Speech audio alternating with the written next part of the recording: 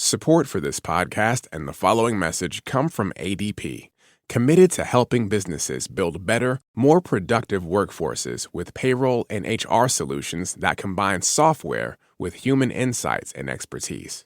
Find more at adp.com. ADP, a more human resource.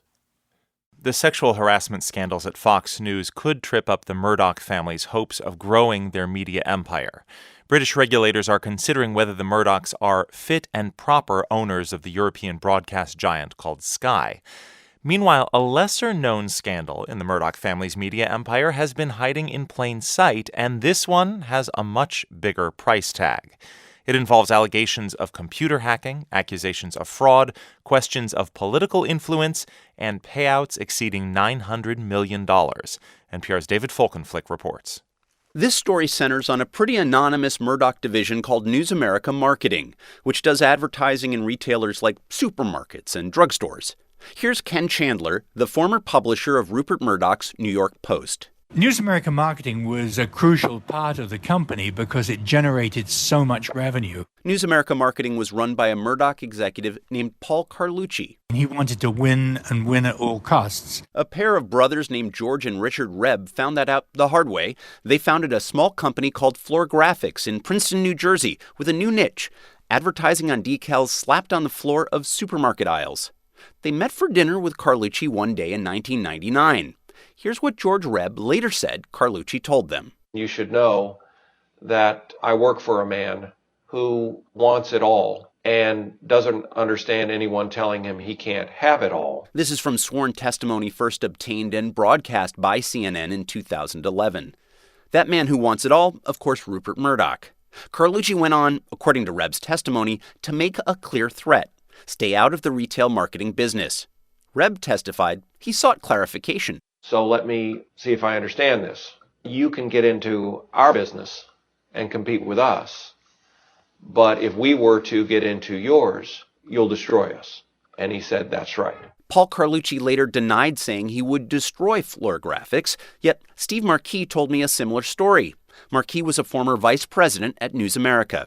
In December 1999, executives from the A&P regional supermarket chain told him Floor Graphics had earned their account. News America had lost it. Marquis said he fled in a panic to News America's holiday party, expecting to be chewed out.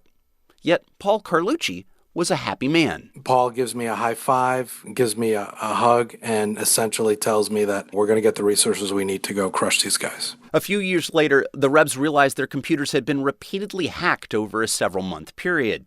Their contracts and future plans had been compromised. The IP address involved in the hack belonged to a News America account. The company admitted the hack, but claimed it was impossible to figure out who was behind it.